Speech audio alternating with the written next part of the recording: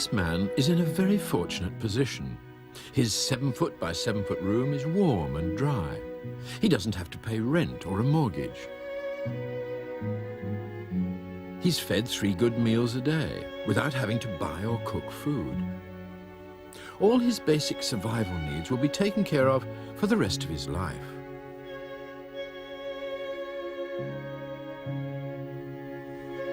But this man is a prisoner, and prison is one of the worst punishments society can bestow. Why? Because the human animal is not satisfied with mere survival. Our greatest rewards are obtained when we go beyond survival.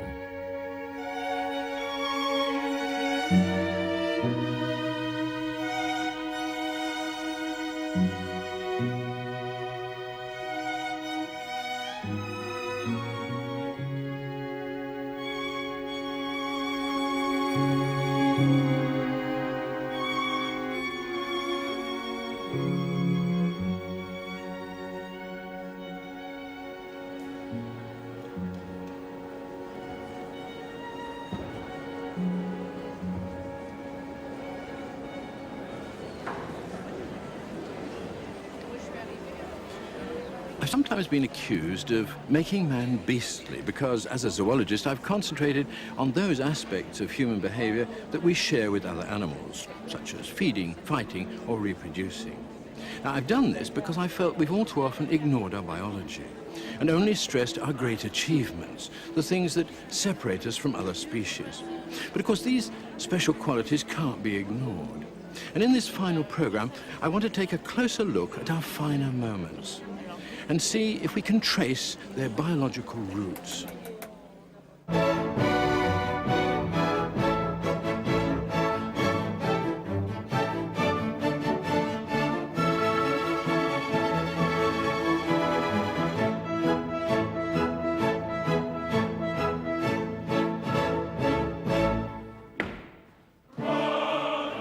How can we explain, in animal behavior terms, strange activities like these?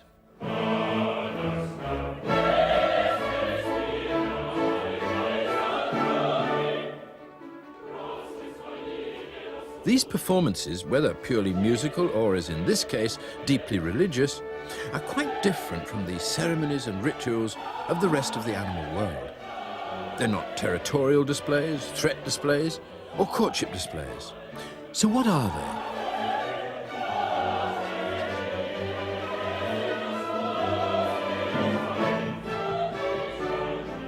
Even here, where there is an element of sexual display, the interest lies more with playfulness than with sex.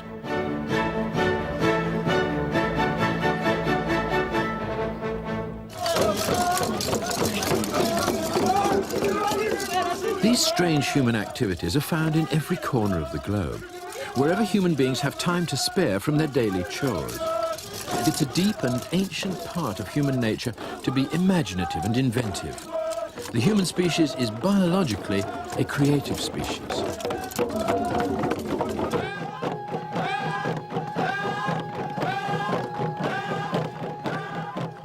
Probably the oldest and most widespread way in which humans display their creativity is by decorating themselves. Nowhere is this more evident than among the tribespeople of Papua New Guinea. Using materials as varied as bird feathers, mud, correction fluid and sump oil, they create the most stunning display of body adornment found anywhere in the world. They themselves speak of the best displays as being glinting, shining or flaming. In other words, the opposite of dull and tepid. Their aim is for maximum uninhibited visual impact.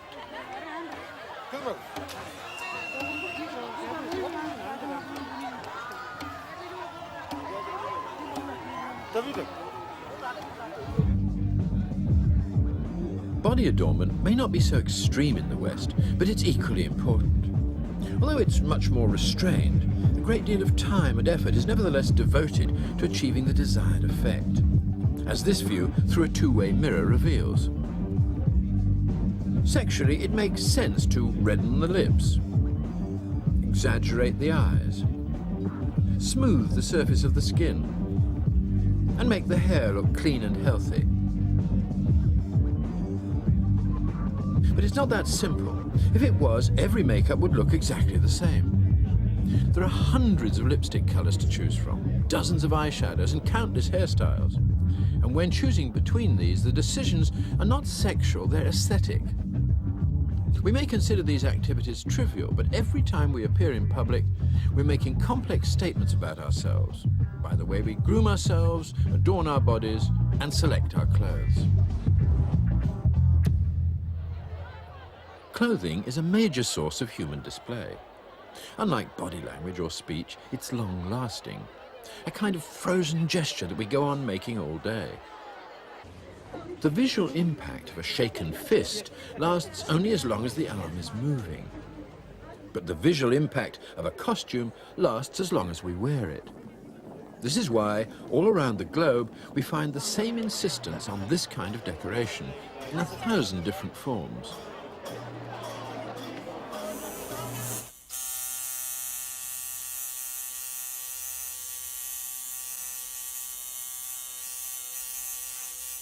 For certain individuals, an even more permanent form of body decoration is preferred. The possession of tattooed skin demonstrates a willingness to subject oneself to prolonged pain in order to display a particularly elaborate form of body decoration. The discomfort of having this form of adornment applied is compensated for by the fact that it never has to be reapplied. It's there for life.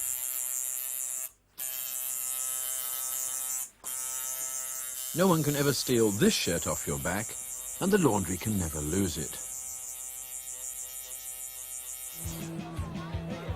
Even in normally fully clothed societies, the urge to decorate the body in dramatic ways is more widespread than one might imagine.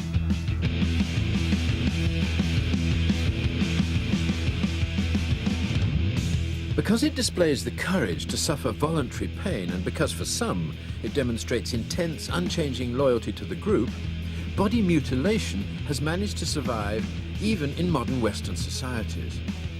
Beyond tattooing, there's actual body piercing. The most common form is ear piercing for earrings, although this has recently been joined by the more exotic nose piercing and even nipple piercing.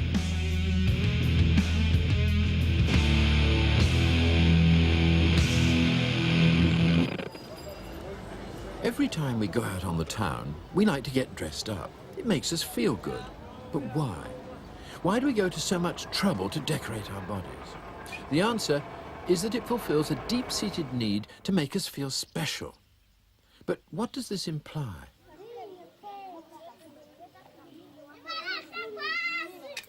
Here in Africa, the Ndebele people are renowned for their elaborately patterned homes.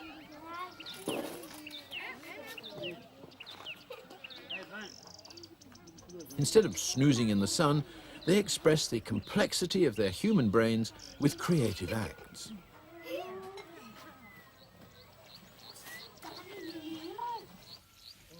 They spend hours painting and repainting their houses with meticulously executed abstract designs. They've not merely occupied this territory, they've transformed it. The painted surfaces act like advertising hoardings for the human species, saying, we've imposed ourselves on this place, we've brought order here, we've tamed the environment, and we've done this with great effort and skill.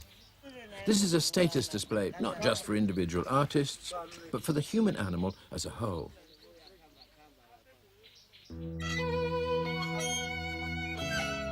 Occasionally, even in the modern city, there's a small rebellion against the dead hand of the city planners, and creativity forces its way back onto bleak urban surfaces.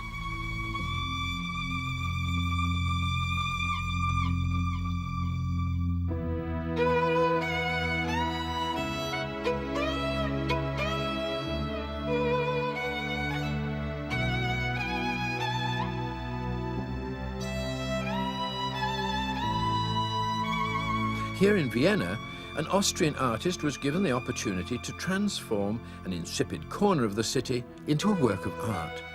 On the Hunterwasser house, each window differs from its neighbours. There are irregular lines everywhere, defying tradition.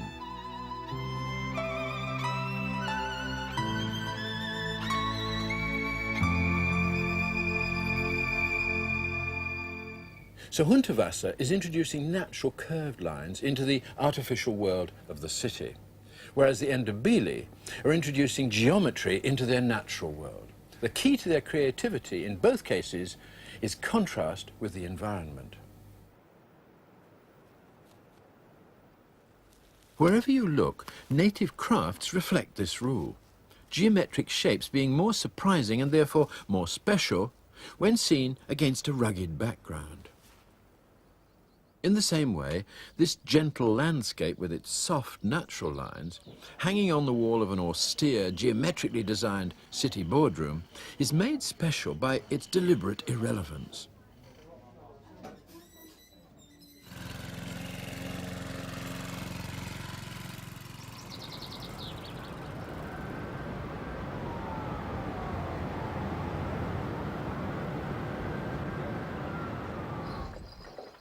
As you move from culture to culture, you find the focus of creativity repeatedly relocates itself.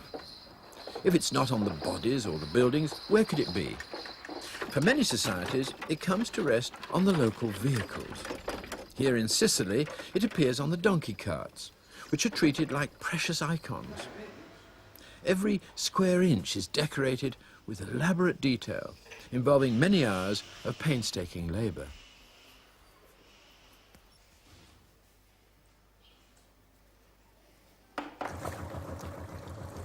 On small islands with long fishing traditions, it's the fishing boats that become the local works of art.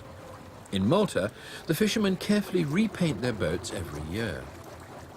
The local colour traditions influence the fishermen to make their boats look similar to one another, but each man also imposes his own personality on the paintwork.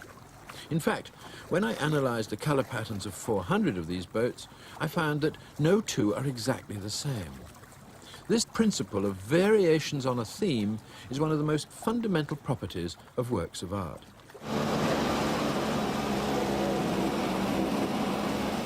Sometimes varying a theme becomes an obsession.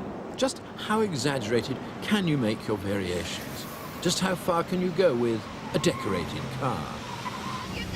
These amazing vehicles are the ultimate expression of the urge to make the ordinary and commonplace into something extraordinary and special.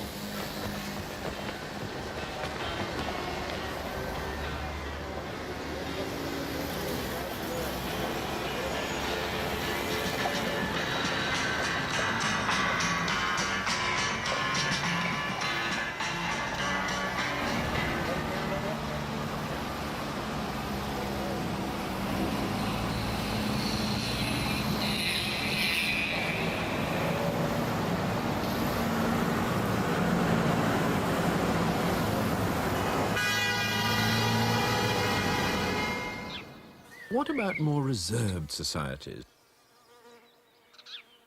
Well, here in Britain, a vivid form of visual art does still exist, but it's found a new location. It's shifted to the gardens. Keen gardeners may not think of themselves as serious artists, but that's precisely what they are. The skillful design of their flower beds having as their main function aesthetic display. So although most of the time we may appear drab, there's usually a corner of each human life where we rebel and strike out with a colourful display. When a peacock displays, it's obeying what's been called the handicap principle. The huge tail is a grave disadvantage to the bird, making it cumbersome and conspicuous. Any male who can survive despite its tail must clearly be a very fit and powerful individual, and this appeals to the females. It's the same for us. If we take the trouble to display ourselves, like this, we send out signals saying, we can afford to do this. Ostentatious displays of clothing, hairstyles, cars or houses all help to emphasize the way we've risen above the level of mere survival. If we can spare the energy to be special, then we must have the ordinary under control.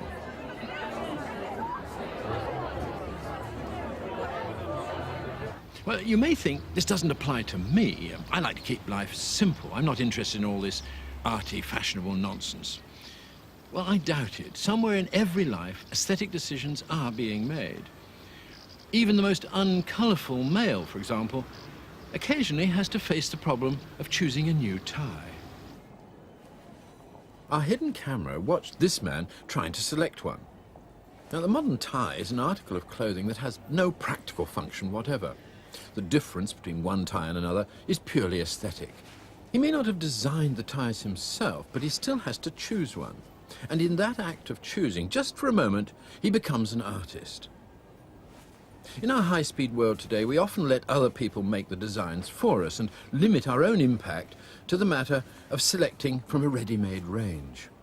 In a more primitive culture, if primitive is the right word, we'd be making the designs ourselves. But today we're often driven to being artists by proxy. Mass production may blunt our aesthetic choices, but it certainly doesn't eliminate them. It's the same when we choose a car. We know all about their technical qualities, but we're still strongly influenced by tiny differences in appearance, in body shape, colour and style, in the aesthetics of car design. And our sensitivity to these differences often leads to interminable dithering.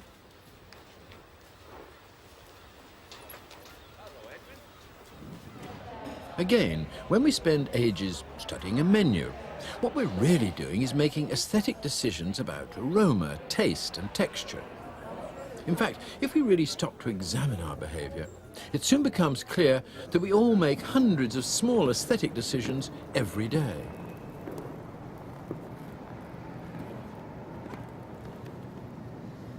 And the faces of people as they make these decisions show intense concentration. It would seem that we've all inherited a deep-seated urge to look for more in the world around us than just simple practical things. This compulsion is so universal, it must surely be part of our basic biology. And if it's so strong, it's reasonable to suppose that it's also very ancient. But just how ancient? Long before human beings walked the earth, there existed a small ape-man species, Australopithecus. Often referred to as the missing link between ourselves and other primates. They lived here. This cave in the Transvaal in southern Africa was home to these pre-humans a very long time ago. And it was here that a remarkable discovery was made. Inside the cave was found the oldest art object in the world. It's called the Naaktaap pebble, and it's made of a stone that is only found 3 miles north of here. So the ape men had to carry it all that distance back here to their home in the cave. So for them it was obviously a treasured possession. Now, this is it. And at first sight it's not very impressive. But to see why they were excited by it, I only have to turn it around, and then a face appears. And what's really remarkable is that this wasn't happening a few hundred years ago or a few thousand years ago, but 3 million years ago. Moving north to the Middle East, to the much disputed Golan Heights, a startling discovery was made only a few months ago that has rewritten the history of art. For here was found the world's oldest man-made art object. The Naaktaap pebble was a found art object, but the 300,000-year-old Golan Venus has clearly been shaped by human hand. A flint tool has been used to make an incised neck and arms. Although crudely fashioned, this tiny female figurine is 250,000 years older than its nearest rival.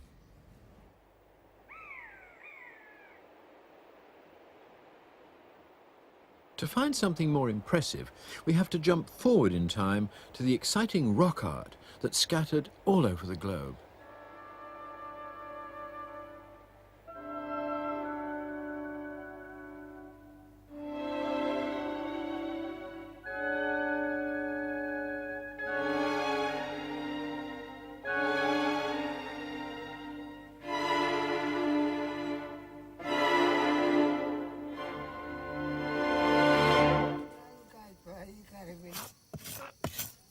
For nearly 50,000 years, native Australians have been creating symbolic images on the rocks.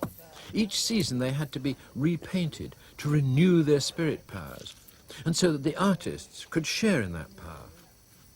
It was thought that this practice had died out, but the tradition still manages to survive, although it's not been filmed for many years. So as far as we can tell, the phenomenon that we today call art has always been part of human existence, as universal as eating, sleeping or talking. Even our ancient ancestors, who lived the most primitive lives by our standards, spent valuable time creating magnificent pictures. The fact is that creativity has always been an essential part of our makeup. But where did this ancient artistic impulse in human beings spring from originally? Are we the only animal species with creative urges? This strange sculpture is built not by a human artist, but by a bird, the Vogelkop gardener bird. During the breeding season, the male clears an area of forest floor and constructs a remarkable woven hut from sticks and grasses. Below the hut, he makes his garden, laying down a lawn of moss, on which are placed hundreds of carefully collected objects, such as seed shells, bulbs, fruits or flowers.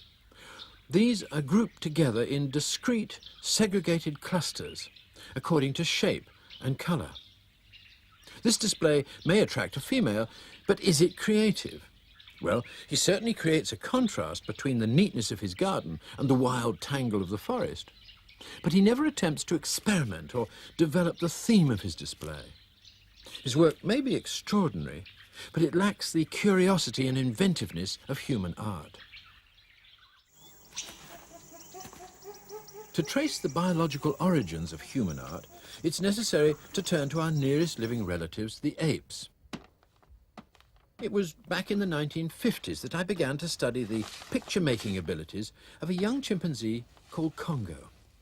When offered painting materials, he filled the space available to him, but did not go beyond that space. His favourite pattern was a radiating fan shape. Once he'd invented this, he started to vary it. He was demonstrating that most essential element of all art, thematic variation.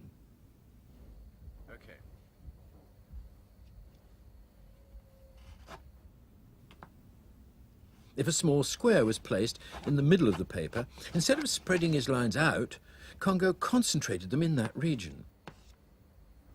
And this wasn't a one-off accident. It happened time and time again. Even more remarkable, if the central square was placed over to one side, Congo balanced it with heavier markings on the opposite side of the paper.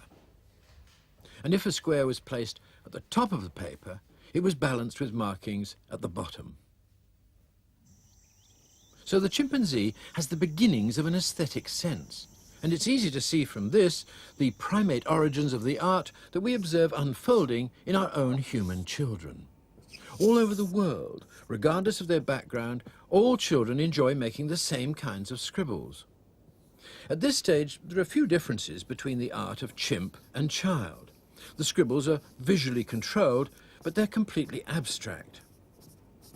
But then order is brought to this chaos. A clean circle is distilled from the jumble of squiggles. It's crisscrossed in various ways, and eventually grows a ring of small radiating lines. Now something magical happens. A face emerges. There's a sudden flash of recognition, something like the moment when our ape-man ancestors first saw that face on the Macapan pebble. Faces quickly become people. They develop arms, legs and bodies, and more details are added. A huge threshold has been passed, one that no chimpanzee has yet managed. Pictorial representation has been achieved. A whole new world of experimentation opens up. Human creativity is unleashed. It's amazing that even at this stage, the images are still universal. Cultural differences and local traditions have yet to make their impact. The figures being created come from inside the child's imagination, with hardly any outside influences. It's as though our whole species is programmed to pass through this stage of unfolding imagery, just as we're all programmed to start developing speech at about the same time. It's tempting to say that the urge to do these things is part of our ancient biology, rather than our recent culture. the sequence is always the same. Early lines and scribbles become looping circles, and gradually these circles are refined and distilled into just one. Then the circle is marked. It's crossed with lines until they're sprouting out like the rays of the sun. Small circles and lines are added inside the big circle and become organised into features. The face then grows arms, legs and a body, and the human figure is born. As the young artists grow older, they devote their energies to creating more and more lifelike drawings. They no longer have the thrill of using their imaginations or of playfully taking a line for a walk. In contrast with their earlier efforts, when painting was its own reward, when it was a voyage of visual discovery, they're now burdened with an arduous new task, that of copying an object from real life. Art no longer invents, it imitates. As young adults, we're trained to make our copies of nature more and more accurate. And we're only rewarded if we can succeed with this new skill. Most people give up art altogether at this stage because the childlike joy has gone out of it. Art's become the slave of historical record.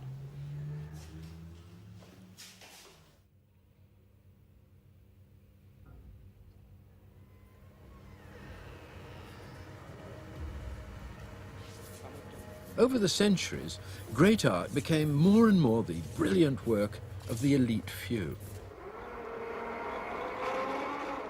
Ordinary people couldn't compete with this, and the artist, now taken seriously by society, became its visual historian. But then science entered the scene. Photography was invented, to be followed by film and video. The burden of visual recording was lifted from the shoulders of the artist.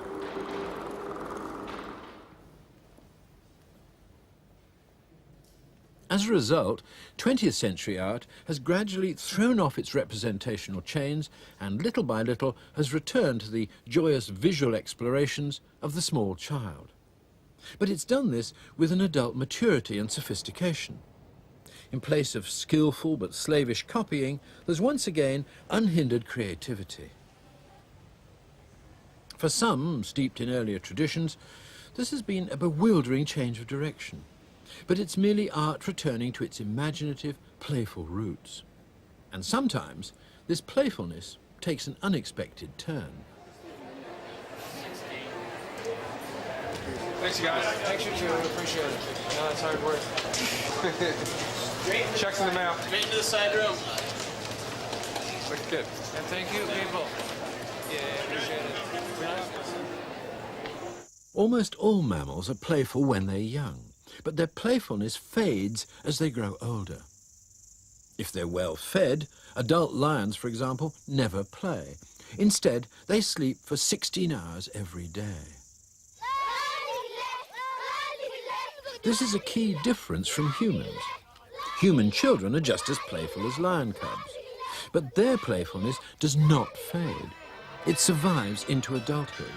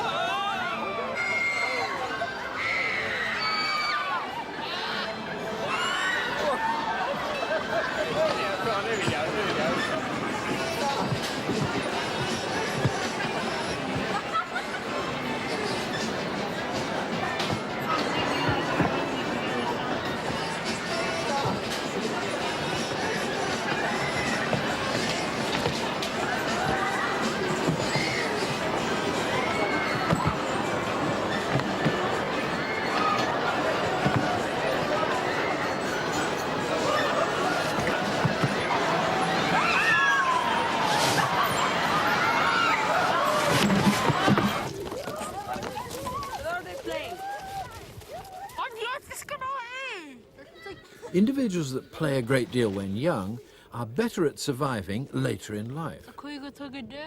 It's intriguing that so much of childhood play takes the form of prey-predator behavior, as though we feel the need to act out our ancient past. Ready or not, here I come!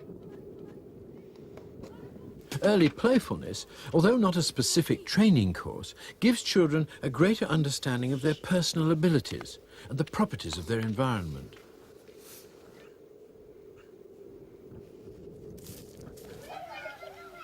For the human child, a narrow, inactive life can be a disaster.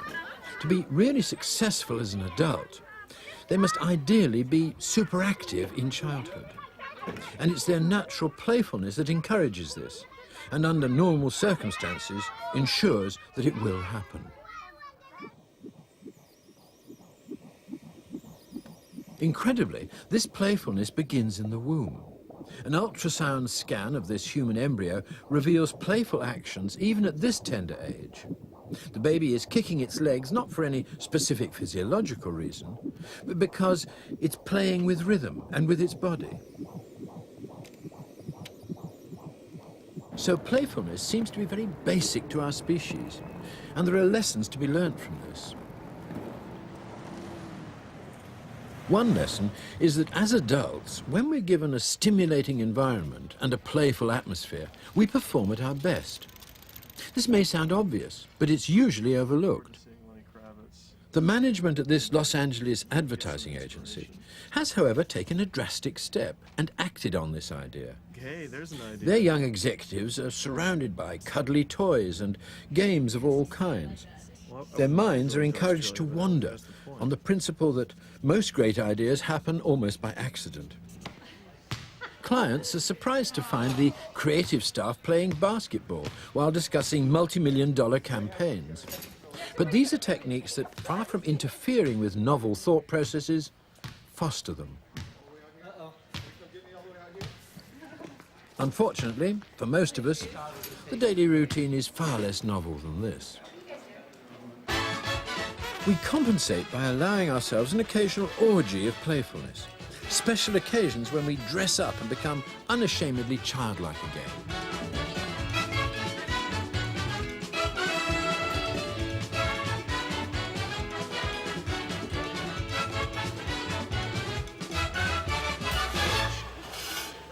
In almost every corner of the globe, it's possible to find elaborate, time-consuming events that have little meaning other than to allow for an outburst of intense playfulness. The Finnish town of Rovaniemi enjoys an annual snow carving contest. These ice sculptures take days to create, and then, after they've been completed and enjoyed, they're simply allowed to melt away. Each environment dictates its own brand of adult playfulness. On a Dutch beach, the world's largest sandcastle, towering to a height of 70 feet, has been painstakingly constructed out of nothing more than sand and water. Here, adults have cheerfully stolen a typical children's seaside game, and by expending a great deal of effort and skill, have converted it into a kind of folk art.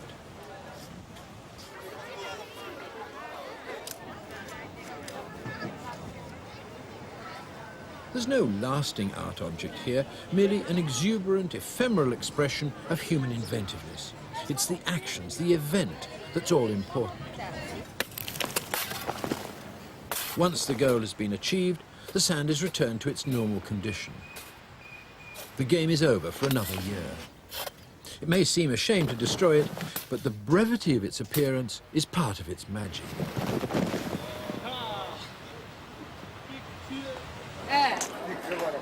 All over the world, adults refuse to leave game playing to the children. Sport becomes a serious activity, whether as a participant or as an observer. For millions of people, this has become the major form of play, watching rather than doing. This is playing by proxy. Come on! Albertini to his right. Oh, yes! Oh, he's hit the post. Hit the side. So that's in. Oh, no! Yes! Yeah. Not laughing now, are you? Much of human playfulness is testing out potential, gaining experience in as many ways as possible. In other words, being prepared. This is important because we human beings are non-specialists. We're opportunists who have to take any small advantage that's going, and must therefore make ourselves well aware of both our environment and our own abilities. We survive not by having one big trick, but by having lots of